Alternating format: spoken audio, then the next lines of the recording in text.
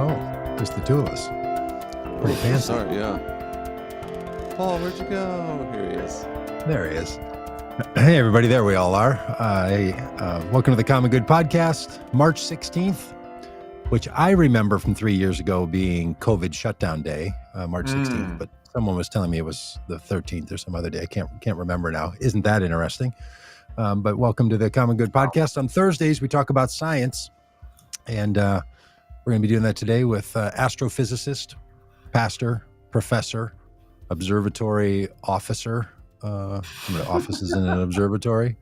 Paul Wallace, indicator, and then from a bunker in Idaho, Dan Deitrich, finishing his prepping work.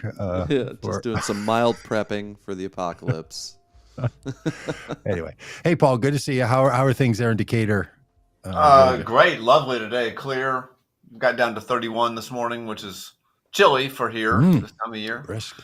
And it'll be It's nice, 70 by the afternoon, that kind of thing. It'll be 65. Sure. Yeah. Sure. Wow. Yeah. Boy. Yep. Lovely. It'd be nice. Be a nice day. Be a lovely day. Lovely.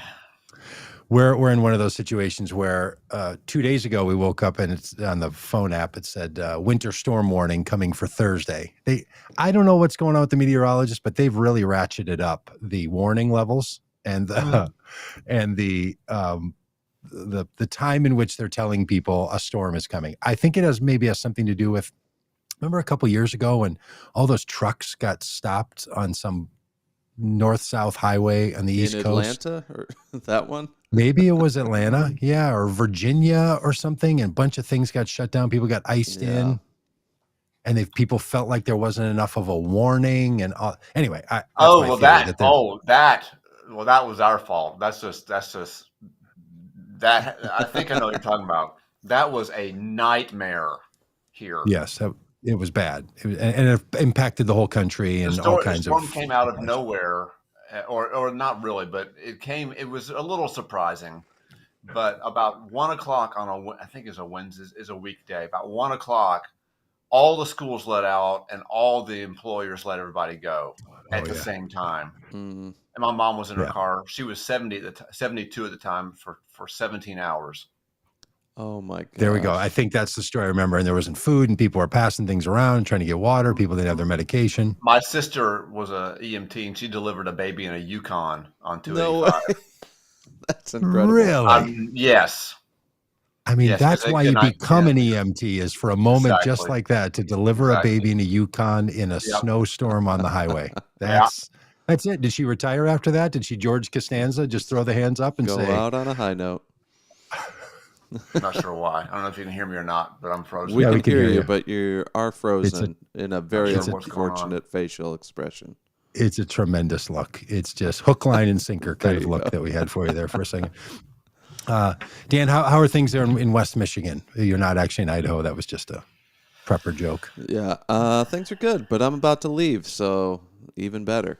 I'm going to go down, not quite to where Paul is, but the panhandle of Florida for a little spring break action. So I'm hoping to get some of that warmer weather.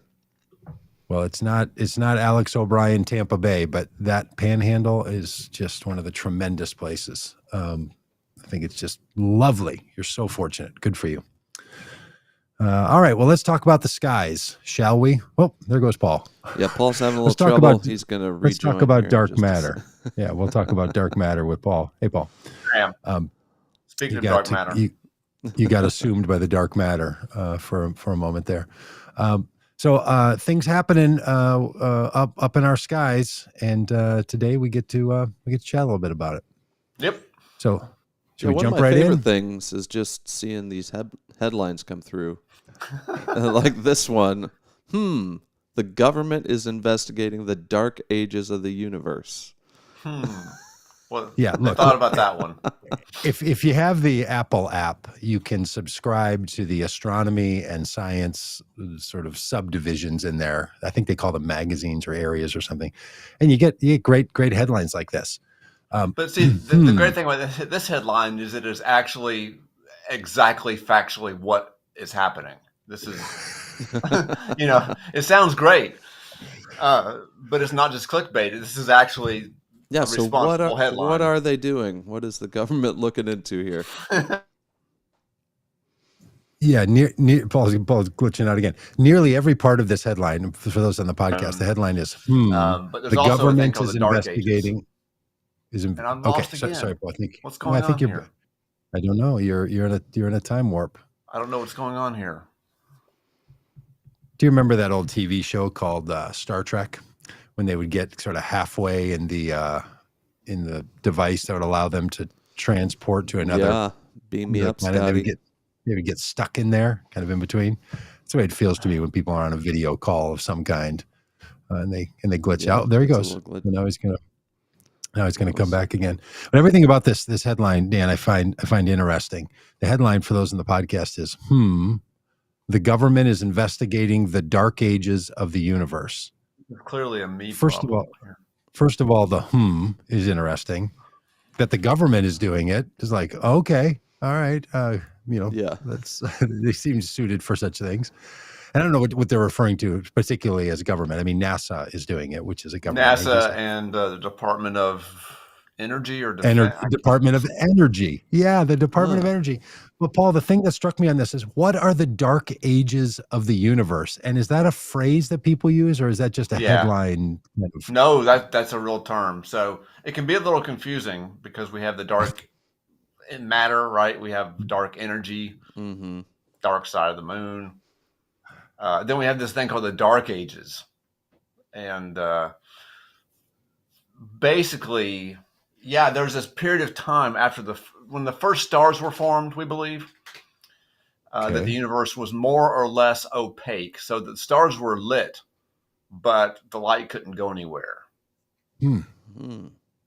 That the media, sort of the universe itself, was filled with atoms, and such that the light was absorbed by them. And so there were all these stars glowing nice and bright, but they were sort of in this soup of gas, and the gas itself absorbed their light. So there was a period of probably several 100 million years where there were plenty of stars, but no light got anywhere. Wow. Oh, that is just mind-bending. Okay, so what became of all those atoms that made up that soupy vapor They were probably eventually ionized once enough stars showed up, and probably it's almost all hydrogen. That's the first thing you got to know is that the early universe, just like the universe now, is almost entirely hydrogen. Because that's one of the simplest building blocks. Yeah. If the universe is, I don't know, 75, 80% hydrogen and like 20, 25% helium, roughly. And everything else, like you and me, carbon, oxygen, magnesium, all the rest, it's just little bitty traces of that compared to everything. So we're talking about hydrogen here. Yeah. So what is it that the Department of Energy and NASA is looking at? Because this involves also the backside of the moon, or we call the dark side of the moon. Right? Right. The far side. There's no dark side. I mentioned the dark side of the moon earlier. There's only no dark side. All sides are equally lit at different times, but there's a far side of the moon. Yeah. The moon keeps one face toward one side of it towards us all the time. So we always see the same side of the moon. There's a far side, and that's where we're going to put this telescope. So we're putting a telescope there to study the Dark Ages. How are we going to study the Dark Ages? Just look back as far as we can? Back. Yeah, but it's all radio waves. It's not. Okay. I say telescope, and when I say that, I mean a radio telescope. Gotcha. Okay. Yeah. The Earth, basically the radio environment here is too loud, too noisy to get these faint signals that we're looking for. And so that's where, even though there's light on the backside, Doug's laughing. Doug's laughing.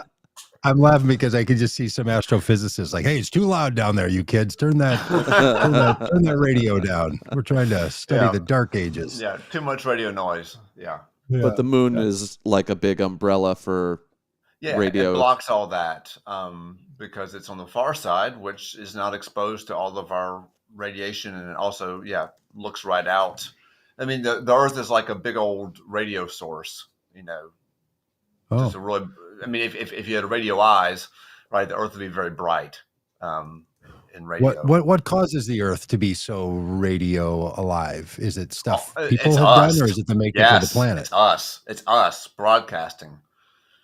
And Oh, every radio device that we use creates a little bit of radio light. And so when you add it all up, you've seen these Earth at sky, these Earth at night pictures, where you can see all the cities and all that. Do you know what I'm talking about? Where you can see the light. yeah, Mm, yeah, but that's just like shot from some satellite, right? That's not Right, like right, moon distance away. right. But what I'm saying is that the Earth itself is like one big ball of radio light. Oh, I see. Yeah. So these radio waves that we produce from all of the stuff we're doing, all the energy that we're generating, and Yep. makes it all the way to the moon? Oh yeah. Oh yeah. In 2 seconds. Really? Yeah. Yeah. And absolutely. And it Wow. goes out way beyond that. I don't know if you ever saw that movie Contact. Ever see that movie? Oh yeah, mhm. it was good. The guy The was in old the movie. closet. Oh no, that's the old one. Yeah, the old What one. are you talking about? What was the one where the guy was the multi universes, and he's in the closet? Um, Don't know. it's the one that was Uh, just recently out. I think it has. Are you saying metaphorically in the closet or literally in the closet? No, yeah, I think it was like the access to this. Remember, there was the person on the ship, and they in the spaceship, and the person had to die. Interstellar? Is that what you're talking about? Interstellar. Yeah. Brandon Pfeiffer in Sorry. the chat Is that right? also Interstellar. got Thank it you, Brandon. right at Brandon's the same got a. time. I got it first, you but did. then Brandon got it. Yeah. Thank you, Brandon. Wasn't he in the closet in that thing? Wasn't that like the portal or something? Wasn't there something about opening a closet door and there's some kid? Seems like it now that Well, there's a bookshelf, yeah, Maybe it's a bookshelf, and not a closet. gravity Okay. waves were how they. Yeah, great movie. Yeah. Okay. Anyway. Yeah. Okay. But Contact. Yeah. Anyway, Contact. What happened there was, Jodie Foster was in it, and she was listening, out for signals from outer space, and what she got was a signal from the 1936 Olympics sent back to us from Vega, which is a star about 25 light years away. Yeah. Sure. Yeah. And so what happened there was that they received our broadcast signal of the 36 Olympics. And Well, they Paul, sent it back to us. And so, well, here's what's confusing though. I've tried after all my conversations with you to stop taking my belief and understanding of how the cosmos works from movies and TV. Yeah. But in this case, I guess they were accurate on that. I've just written all that stuff off to like, that's not how it works, right? Like Star Wars, Star Trek, Interstellar. Nope, that's not what we're doing.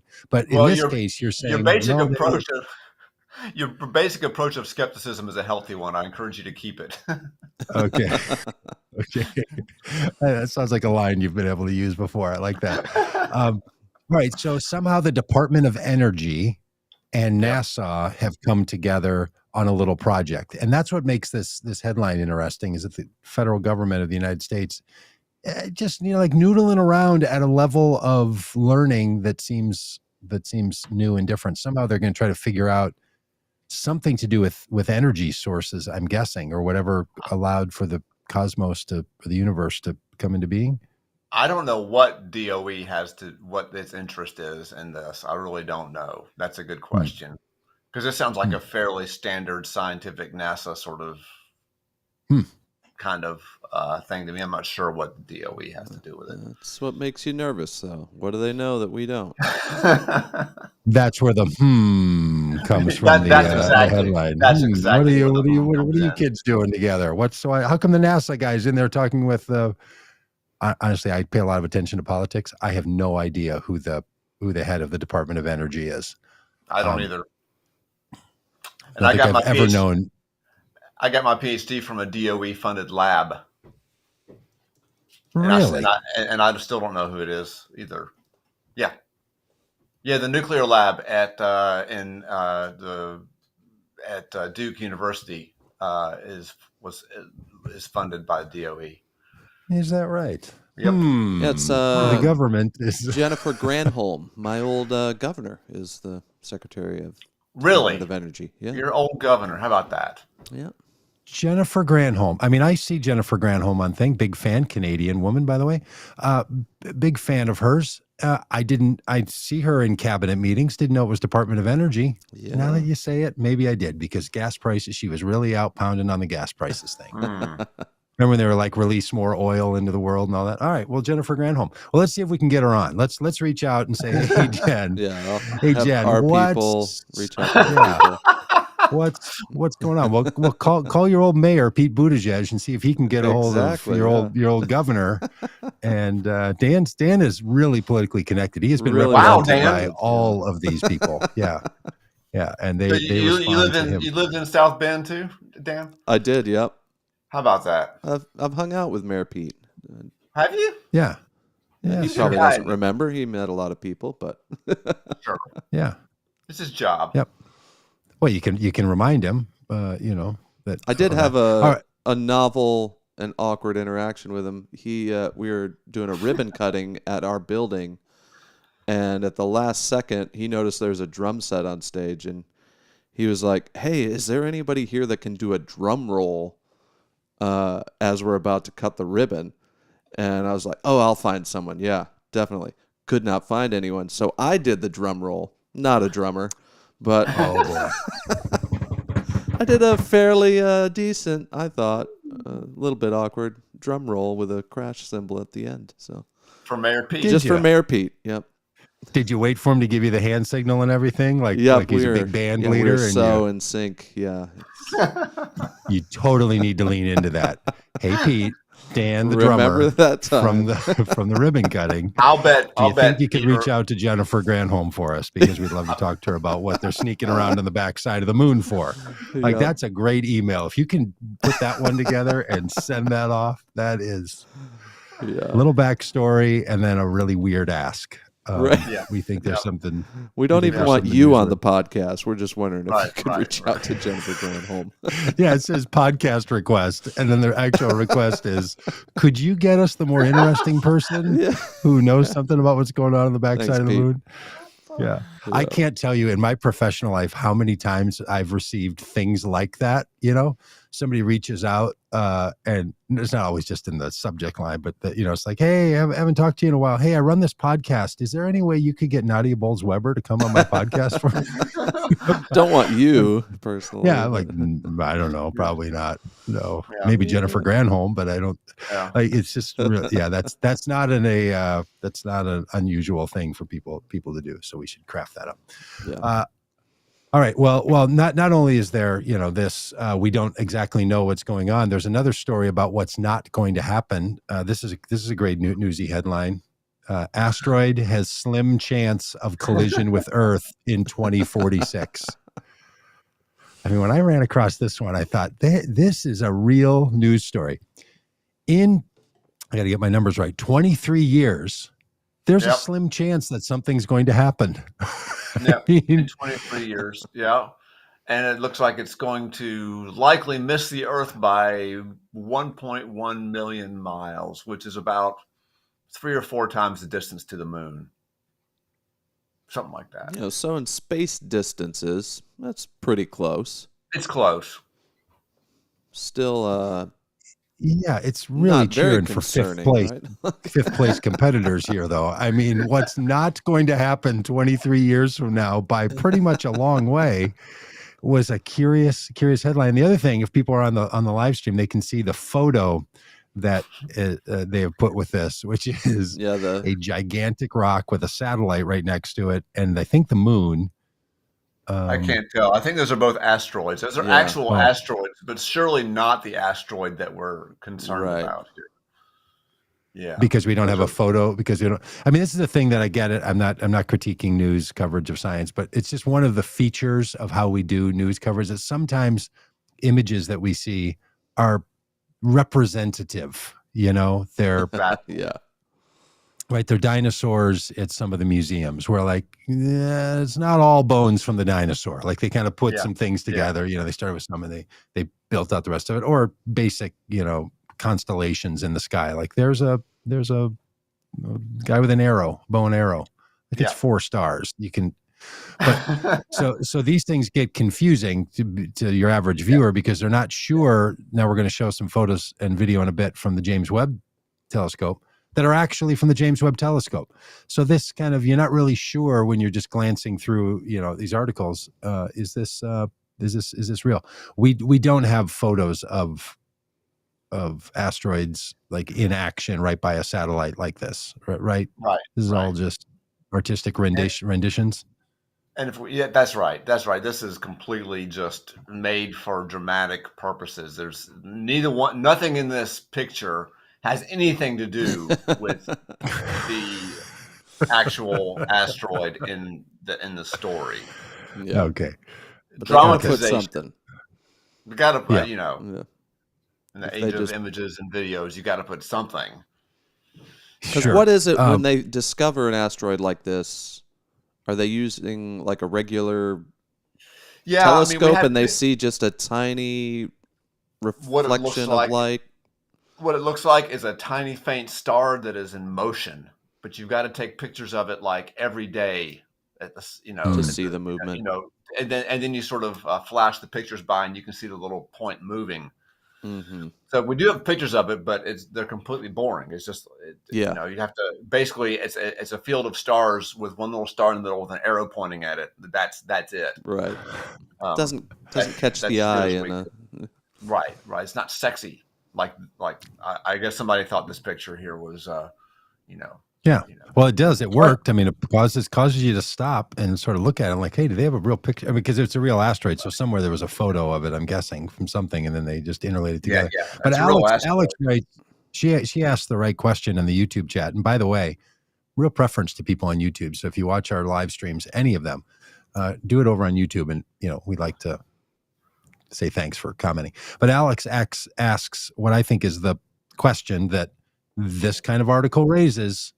What kinds of defenses are being worked on to deflect or destroy potential hits from asteroids like this? Because the headline has a slim chance, like Donald Trump becoming president in 2016, slim chance, like really not going to happen. Definitely not happening. There's no way. Right. They got that. Right. They got that old hack prediction guy from, the politics guy over at 538 telling us slim chance of that asteroid colliding with Earth in 2046. Is there anything going on that's telling us, hey, it's all right, something comes close, we got it? Or is our best bet still like oil rig workers from Armageddon, the movie? Yeah, right. No, do you remember? The answer is yes. We're working on it because it really is a matter of time. It really is a matter of time. It's not if, it's when. But do you remember a story last year, maybe late last year, where we basically crashed a satellite into a small asteroid? Yeah. Mm-hmm. And we actually made a difference in its we deflected it somewhat. The impact made a difference. Yeah, in its trajectory. Yeah, that's one thing we're working on. That was done on purpose to see what kind of effect we could have on a small asteroid. And so, and it was successful in the sense that we hit the asteroid, and also that it did deflect it somewhat. And it doesn't take much. Right, it doesn't take much. But it's also like trying to shoot a flying bullet with another flying bullet. Like, the math involved in this just blows my mind. Like, these objects are moving so fast. It's not like you can just pull up alongside an asteroid and then try to dig on it or whatever. Like, it's a real tricky game. It really is. But the first run was successful, so we are working on different things. And there's also some more speculative ideas. Like, there's a thing called I'm not making this up. It's called a gravity tractor. Yes, I love the sound of that. Don't know gravity tractor. Yeah, basically it's a rocket ship that's so massive that it actually would have a gravitational effect on an asteroid and basically be able to pull it like a tractor pulls something, but pull it with its own gravity. Come on. Wow. How are they going to get that thing I know. off the Earth? Like how much Well, I don't know, firepower? Doug. That's what I asked myself, because it's like, yeah, just Google it, and I don't know. I've heard of it. I've seen drawings of it, and that's all I know myself. But it seems like it would be really expensive. Right. Well, over the last week, since a week ago, you mentioned this phrase, the total perspective vortex. That's been rolling around in my head. Now it's going to be gravity tractor. And what are we going to do? Gravity tractor. Now, all of this has to somehow impact or be impacted by the butterfly effect. You know, this theory that one small change, the flapping of the wings of a butterfly, causes, someone to get their job, the dream job somewhere across the planet 6 years later. Yeah. Whatever this butterfly effect is. I don't know. You start bumping and moving asteroids around up there. Is anybody thinking there? Hey, that's billiard balls bouncing around on the table. And we got are these any worry about that you've ever heard of, or is that just somebody going down the list of worries? No, I mean, it's in a sense, yeah, they're up there, and but it's a fairly random shuffle. Okay. And so changing deflecting one by a small fraction. I mean, yes, the answer is, of course, mathematically, yes, it's possible that it could, bring it into the human race in 100 years from now, but it's unlikely. Mm-hmm. Super unlikely. But speaking of slim chance. Speaking of objects that have nearly missed the Earth, last week there was another small asteroid that got pretty close, and I found another great headline for this: an asteroid the size of 112 camels passed by the Earth on Wednesday. Really? Are these headlines coming from the same people? Because they're geniuses, right. And we need to keep them around and pay them well. Right. This is is that the same asteroid that was in the other photo though? Is this like a model asteroid, a little stand-in? Yeah, it's like the models from Star Wars, the Star Wars ships. Yeah, it's all the same people. Like you're looking at a Target ad and you're like, hey, I've seen that person before. She regularly wears the summer outfits. Yeah, this I don't know why they didn't lead with this, but they said it could be as wide as 270 meters, which is the combined height of over 112 dromedary camels. Okay, so everything about this, if you're not seeing if you can't see the words, it might be slow. It's the combined height of over 112 dromedary camels. Yeah, I like that they got specific. If it's over, is it less than 113? It must be. It must be like 112.4. Yeah, like they've weighed camels and they've weighed this asteroid to such a degree. They're like, it's somewhere between 112 and 113 camels. It's the height, Doug. It's not the weight. It's the height. It's the height of 100. The height.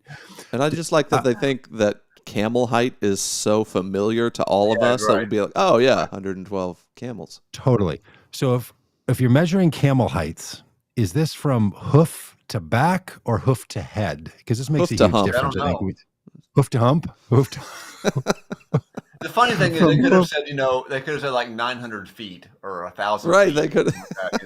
From hoof to hump. The height of a tall city building, but no. No, it's in Well, first of all, it's in meters, which doesn't make any sense, and then it's in camels, which makes slightly more sense to some of us who don't really know how. Camel as a unit is more familiar than meters as a unit. Yeah. I like all of us, when you drive with your car with your GPS on, and if you use Apple or Google Maps, it'll say things like turn in 1,000 feet. I have no idea how far 1,000 feet is when I'm traveling 30 miles. I'm like, okay, 1,000 feet. That probably means the next turn. Like it's that kind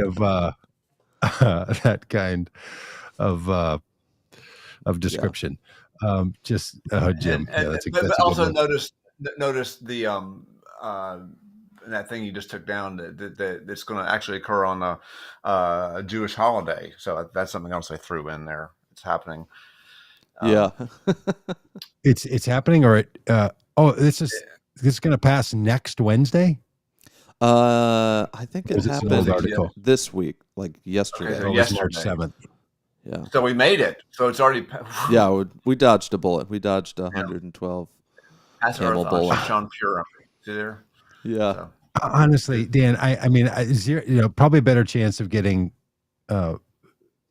Secretary Granholm on here, but if we could reach out to Aaron Reich at wherever this came from and find out who wrote that and who decided to do this in camels, that is a great interview, right? Yeah. We really should just send a query and say, Hey, you want to talk about this headline? yeah, What? well, and whoever decided to just measure in camel heights, and yeah. We not need like to talk. horsepower. We need to get this person on here. Do you know anything? Do you know anything about dromedary how is it pronounced? Dromedary camels? Is that a large camel? Is that a mid-sized camel? Do camels come in? I feel like that's Range a of standard sizes? size camel, but I'm not familiar with You do. You the think variants. that's standard camel? Yeah, that's your basic government issue camel. Government issue camel. That is something else. Oh, that's just tremendous. What publication did this come from, Dan? This was from the Jerusalem Post, but it was in Apple News. Oh, well, there we go. That's why There we they- go. that's why they mentioned. Yeah. Purim.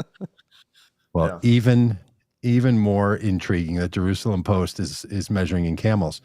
Maybe that's a thing in Jerusalem. Is this an expression in Jerusalem? Something's 3 camels high? I really don't know. Like that might be a regional thing. Literally like how we use horsepower when we talk about engines. Yep. Maybe camel height. And if That might that's be true, that people are using camel height for other references, that's tremendous. And how have I gone all these years without ever describing something in the height of a camel? Yeah. All right, you guys talk for a second. I'm gonna Google how tall is it? No, let's ask. Hey, Jim or Alex or any of you or Brandon, anybody watching, can you just tell us, Google, how tall is a standard? Well, just take 270 and divide it by 100. Camel. Take 270 and divide it by 112, and there's your answer. It's going to tell us in meters. And then Little divide over that 2 by whatever meters. meters are going And to then feet. multiply by 3.28 feet. By 3.28, and you'll get feet. 3.28 feet. Can you do that in your head, 7 Mr. feet. PhD? Can you do I get 112 close. divided by 270, and then we get I get so close. 6 feet. These things are 6.5 feet tall. Okay, so instead of instead of adult male, they use dromedary camels. Okay, Alex tells us it's 5'9" to 6'6", 6 feet tall. Angie says 6.3. So okay, so we're somewhere in that, just over 6. Yeah. So So 100, it's about 112 shooting Dougs. guards from the NBA. Yeah, about 112 Dougs, right? I was gonna say, yeah. Well, about about. Hey, but A little less than things are actually hitting the moon. So this is kind of fun that a Japanese astronomer captured the moment of impact of something hitting the moon. And we have this short clip. It's going to be on loop. Boom. Yeah, you'll just see in the kind of bottom right corner a little flash, and then it slowly fades out. But something hit the moon, and there's of course no atmosphere on the moon, Right. and so there's no like meteorite trail that is visible. It's just the impact that superheats the surface for a brief moment. And there's no, it doesn't get torn. The whatever it is the asteroid itself does not get torn up by friction like it does in the Earth as it enters the Earth's atmosphere. It's just a solid hit. That's all that happens. That's really cool. I bet they can take that and figure out approximately the size of the thing based on this. Wow. Like how many elephants or camels do you think that? Yeah. Right. It's got the impact of 742 otters, I think is what that is. an otter measurement. I bet that 700 otters together. I bet that thing was pretty small. Do they have an estimate there in the article, Dan? I didn't see the article. Let's see. I bet it's fairly small. Let's But it's not one. I bet it's not the mass of a camel. I bet it's less than that. Yeah, I'm trying to find it real quick. I say that because how fast it was going, but yeah, I say that because most things that hit the moon are small. The larger they are, the more uncommon they're. They're kind of like, things that strike the moon or the Earth from space are kind of like cities on a map. There's lots of tiny ones and just a few real big ones. So my guess is that thing was pretty small. They think the crater is about 40 feet in diameter. Yeah. Wow. So that's all. Big. And it makes that much of a pop, of a visual. I bet they could. I bet they can get do we have any lunar orbiters taking pictures? Because if we do, I bet we could get a shot of that new crater. Yeah, they're saying they're hoping to be able to get a picture of the new crater. Yeah. Cool. Pretty cool. Hey, Paul, I saw a headline, Dan. I don't know if I sent it to you to have on here, but I saw some story reminding me that one of the theories of how we got the moon was a big asteroid hit the Earth and popped off a portion of it. Yeah. And it became the moon. Yeah. Is that true, or is that? I mean, that just sounds like one of those, ancient tales that tell us some other truth about the world and humanity. Right. No, it's really kind of interesting. That is actually, as far as I know, the leading theory, and has been for a number of years. When I have not taught introductory astronomy in a while, but last time I taught it, that was the leading theory. I gave them this is actually a great lecture because it's about how science works. It's amazing that we don't know something as simple as where the moon came from. We know the rotation rate of the galaxy to an enormously high amount of precision, but we're not quite sure where the moon came from. And but there's 4 or 5 theories that we've come up with, and this is the leading one for several good reasons. It's still, as far as I know, the leading theory about where the moon came from. The solar system in the past was a very violent place. There was all kinds of collisions all the time, big and small. So and why has it become less violent? Because it's expanding and there's more space between things now? That's a good question and a good guess. But basically the reason is as time has worn on, and by time I mean billions of years, this gets cleaned out because all the planets are big attractors of stuff like vacuum cleaners, and we've kind of just cleaned up the room a little bit. And so there's just fewer, because there's a finite number to start with. There's a finite number of rocks out there to start with, a large number, but a finite number. And over time, all the planets have, the moon, Jupiter, the Earth, they've all collected them over time. And so there's very few left anymore. So how old is the moon generally? What do we think the age of the moon is? Just very slightly younger than the Earth itself. By slightly, I mean a couple tens of millions of years or something. So early on, the Earth gets hit. A big portion of it flies off and stays within the gravitational pull, and then starts to round. Both the Earth and the moon start to round out by their spinning. That's what's happening? They round out because of gravity. Gravity is any object that's larger than, I'll say, 10 or 15 miles tends to get crushed into a round shape because of gravity, into a spherical shape. Because what you want, but if you think of it this way, it's kind of simple. Every piece of mass. Okay, you let us be the judge of this. If this is simple or not. No. I think you'll get it. Every piece of mass attracts every other piece of mass, right? So all the little chunks of the moon attract all the other little chunks of the moon, and because of this gravitational attraction, you want to get the moon into a shape where everything is on average closer to everything else. Where all the chunks of moon stuff are on average closer to all the other chunks of moon stuff, and that shape is a sphere. In a sphere, any given piece of the moon is closer than to every other piece of the moon. Got it. So it's morphing itself. It's moving its own pieces and parts around.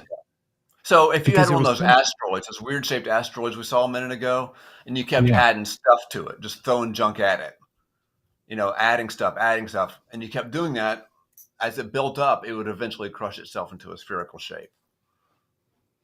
Okay, that's what I was asking. So the moon includes all these little asteroids, like we just saw in that Right, video colliding into right, it over years. right, It's just been right, right, reshaping, and then it's the force of gravity is making things a sphere.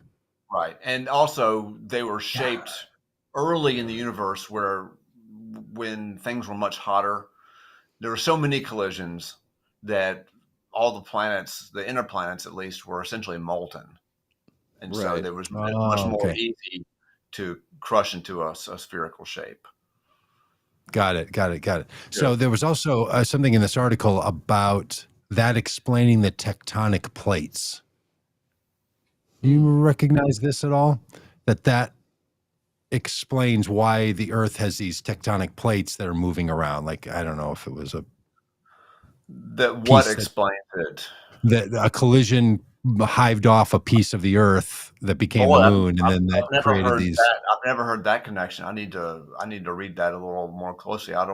Never heard of that Oh, before. well, I think That's it also said the moon is made of cheese. Is that true? that is true. Is it? Is it Yes, also? Wallace and Okay. Gromit went up there, you confirmed. can Yep. you can take that to the bank. That is absolutely true. Okay. Well, there was something about the Stay connection of the skeptical moon though. to Stay still. stay skeptical. Okay. Stay skeptical, but that Uh, is true. Something about the plate tectonics of the Earth is somehow related to the formation of the moon and of That's a new one to me. I've never heard that connection before. Yeah. Okay. I think that's true. I wouldn't wouldn't teach that to the kids if you have to fill in for a day. If you have to substitute teach a lecture, I On wouldn't be on, like, on, hey, plate, on plate tectonics day. yeah, Double check yeah, that one. yeah. All No, right. Anything else in the news that we need to talk about with our sky or big ideas? We should. Oh yeah. Oh, Well, this is a yeah. pretty fun one. This is they found a first edition of Copernicus' controversial book on astronomy, and it could fetch upward of $2.5 million. what a So this beautiful is. book. My goodness. And Paul, tell us, what was the significance of this book, and why was it controversial at the time? It's really hard to imagine just how controversial it was, but Copernicus wrote this fairly early in his life, and sort of tweaked it for 20 or 30 years. But it was never published until Copernicus was literally on his deathbed, like he was about to die, and he gave permission, and he decided at that point to have it published. And it was so controversial because you just don't think about it very much, right? But the Earth is moving, right? The Earth is moving around the sun, and the sun's moving around the center of the galaxy, and the galaxy is moving toward the center of the local cluster, and people for thousands of years assumed, for really good reasons, it turns out, really good reasons, that the Earth was motionless. Mm-hmm. But Copernicus basically, there's a lot of things in this book were challenging, but I think the one that really was most difficult for the average person was the idea that the Earth is not only in motion, but is really moving fast Mm-hmm. all the time, and that the Earth under your feet is not as stable as you thought it was. The ground under your feet was not what you thought it was. And I think it was just really gave a jolt to a lot of people. I mean, think about it. How do you know the Earth is moving? Well, right now I'm doubting it as you say it. I'm like, Right. the water's not sloshing around. The wind isn't caused by the move. Right, exactly. You There tell were me all these how it's.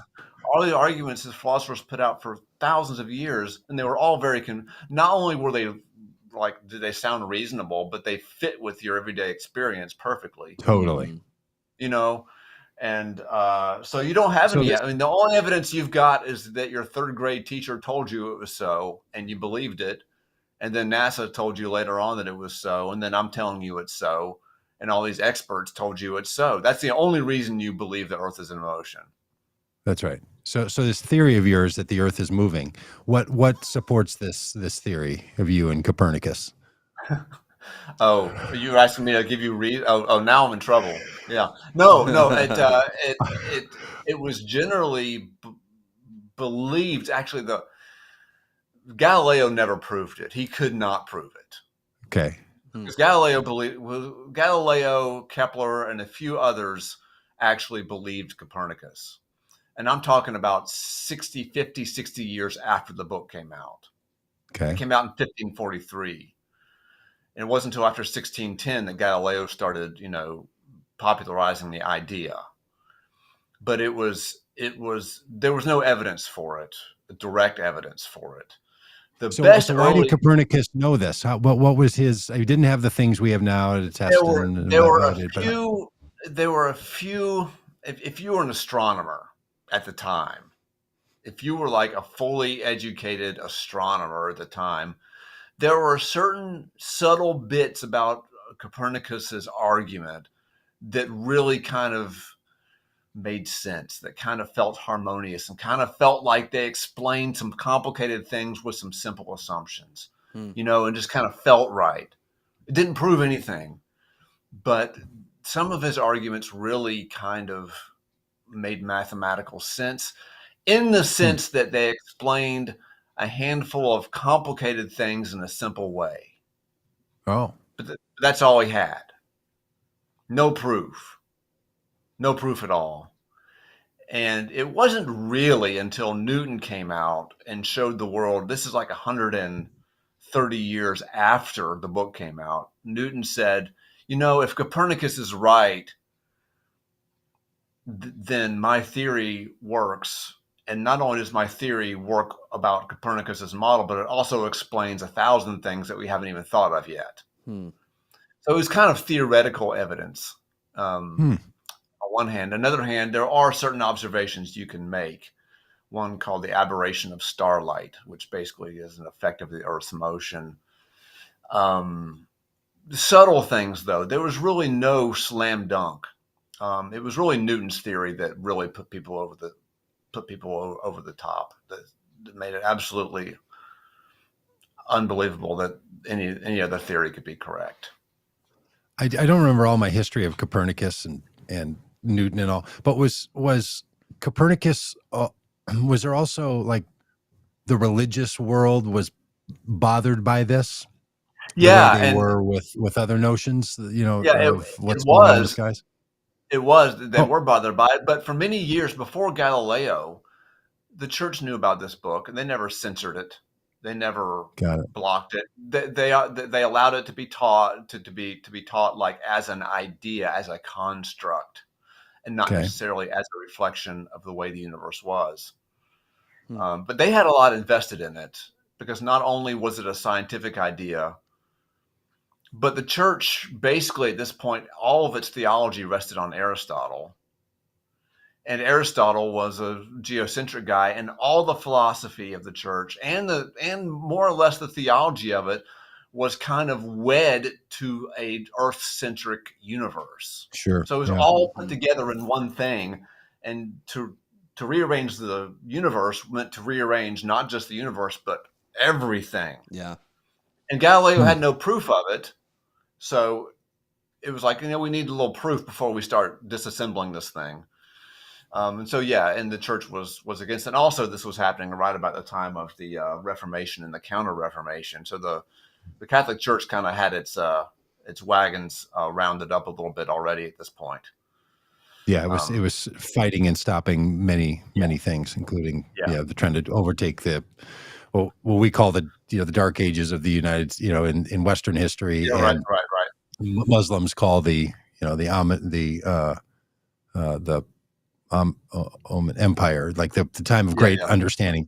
Islam was on the rise. The Catholic Church was on the decline, and they wanted to reverse that. And then you got this science stuff going on, which came from a lot of Islamic scholars and observers as well, and scientists. Right. And then you had Luther and all the Reformation people who were. I mean, the 30 Years' War happened, during this time, and there's just all kinds of conflict between there's all kinds of stuff going on that made the Catholic Church a little bit touchy in the first place. Right. And then here comes Galileo saying, "Woo," without any evidence, without any proof. When you're trying to run global conquest, and someone comes along and says, maybe your core assumptions about the universe aren't right. Yeah. That gets them. Thank you. The Ottoman Empire. Thank you, Angie. Thank you for that, Angie. Angie in the chat. I don't know if is her chat comments on YouTube or on Facebook. Facebook. Dan. Facebook. So Angie over on Facebook has a nice link in there, and some of the rest of this. But what was happening in a very complex period of time. But I want to sort of come back to, okay, when did the proof that the Earth is actually in motion overcome the theory that, well, if the Earth is in motion, it explains a lot of other things? Or is that the proof? Is the proof it explains a lot of other things? That's part of it. But there were observations made. There was this observation called the aberration of starlight, which basically is a fancy way for saying that because the Earth is moving, you think of it this way: if you're running through a rain, suppose it's raining, okay, and but if you're running through the rain, it looks, and from your perspective, it looks like the rain's coming in at an angle, right? Mm-hmm. If the rain is coming straight down towards the Earth, but you're running through it, from your perspective, it seems that the rain is coming in at an angle. Well, starlight's raining down on us all the time, but because the Earth is moving across through it, it seems that the light is coming from a slightly different angle. And so that's due to the Earth's motion. And, in July, we're moving one direction, and then in January, we're moving in the opposite direction. And you can see this difference in the angle the starlight's coming down. And that comes from our motion. So there are observations that we've eventually made. Mm-hmm. But I think by the time that Newton came around in the late 17th century, it was pretty well sealed up that the Earth was moving. Yeah, because in the something's scientific moving. community, the stars are moving, or the sun is moving. No. The church by that point, I think, had begun to realize it. I mean, at least the higher ups knew which end of the stick was up. They knew that the Earth was moving. Yeah. I'm not sure when it became common knowledge among the average person in the pew. I don't know when that happened. Because what they were observing was something's moving, right? The sun rises and falls, we call it. The stars are not in the same place. Like there's movement happening. Yeah. So, and the assumption was that something is stable and something is moving, and which is which. Right. Basically. Is that right? Right. And so the question was, is the motion of the sun just an artifact of our perspective, or is it real, or is the sun really going around the Earth, or is it just is it an artifact of our motion? Because it could be either one. It's been known since ancient Greek times that it could be either one. Yeah, right. So because the Earth is spinning and also rotating. Right, I'm saying that right. It's moving around the sun. It's also moving on its own axis. Yep. Is it just the sheer size that keeps us from having human experience of like, well, there's the Earth moving? Other than an earthquake, people don't feel the Earth moving. Water doesn't slosh, wind, all that kind of stuff. Right. I think so. I think it's the scale of a thing. If it were way smaller, it might be more obvious. But yeah, because I think people are thinking like, why isn't there a great wind, right? Why isn't there this huge wind, coming from the direction of our motion, right? But because if you're running, you feel wind, like your theory of, like your example, right? You're running, you see, okay, got it. But when I'm running, I also feel something on my face. Right, but the point is the Earth is moving through a vacuum, so there's nothing to push the air around. The air is attached to the Earth, but it's all moving through a vacuum. So there's nothing out. There's no medium in the solar system that we're moving through. Mm-hmm. The air is also moving. Yeah, right. Right, the air is moving with us. So it's a matter of our local reference frame just being, quite large. which in and of itself is a great little treat at, I don't know, 45 minutes into this podcast to think that because everything that's affected by the gravity of the Earth is moving, spinning, and the air is affected by the gravity of the Earth. Yeah, and that's what keeps the air attached to the Earth is the gravity. The moon doesn't have air because the moon's not big enough to hold an atmosphere. It's not massive enough. Its gravitational field is not strong enough to retain an atmosphere. But ours is. Isn't that weird that it's gravity that keeps the air attached? So weird. So weird. It's just gravity still it's like nobody turn it off, please. it's just need of edibles weird. Yeah, it's just it's like you need to find a toad somewhere to open your mind so you can really understand. Which is the thing about these thinkers, and it's not just the famous ones, that you've mentioned, Copernicus and others. It's that people who do this work are both very particular and studying and, data scientific, but also have to be wildly creative in what they do with that data, right? They have to think and conceive and model in their brain what the impact of all of this could be. When your lived experience is not always helping you in that. Exactly. But that's why people like Kepler and so forth, they were often made fun of because, what do you mean the Earth is moving? We're moving 1,000 miles per hour. We knew how large the Earth was, and so we knew how fast we'd had to be moving around the center, around the axis. What are you talking about? Doesn't make any sense.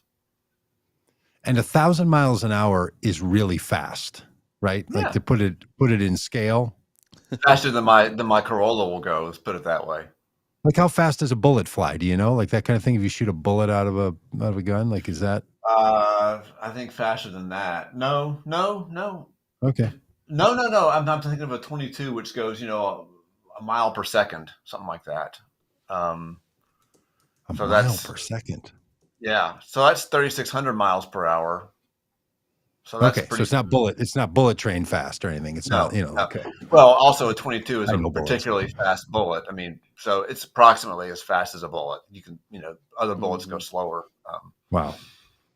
Angie says 1,700 miles an hour is how fast. So half the speed of again, just super fast for something this big to be moving at that kind of pace, and that we don't feel it because everything is moving at that pace. That is well, it's a little bit like we're sitting on a train. When you're on a train, you don't feel the wind because you're inside a train car, and if you're going a steady pace, you don't feel the momentum, unless you suddenly stop. So that's right. There's no we're just a fly sitting on a passenger in a train car. Right, and you're perfectly right to say that you're at rest and the whole world's going the opposite direction. There's no preferred or absolute frame of rest. It also seems like there's glitches and all kinds of things in the physical universe. Things like, I don't know, like don't always stay exactly as they are. But the speed of the Earth, at least in the last, thousands of years, 10,000 years of human history, seems that it's been spinning at the same rate. Like there's no quick little pause in there, a little glitch that causes. There are tiny glitches when there's earthquakes and stuff, but it's nothing that we would ever notice. It's many decimal places down. Huh. But because that would be a real problem, right? I mean, if somehow, to Dan's point, like using the train metaphor, if you sort of, get a little, all of a sudden we all just, fly to one side, hit a gravity tractor somewhere out in the solar system. A gravity tractor comes by. See, that's what we don't want to be butterfly affecting these gravity tractors. All right, well, another just helpful and mind opening, and welcome to the Earth. Morning. So thank you, Paul. You're welcome. Thank you, Dan. Anybody else? Anything in the comments? It was very active today. Seeing lots of things. Angie. Very helpful. Thanks all of you for Alex, being Jim. helpful. Yeah. Brandon Pfeiffer.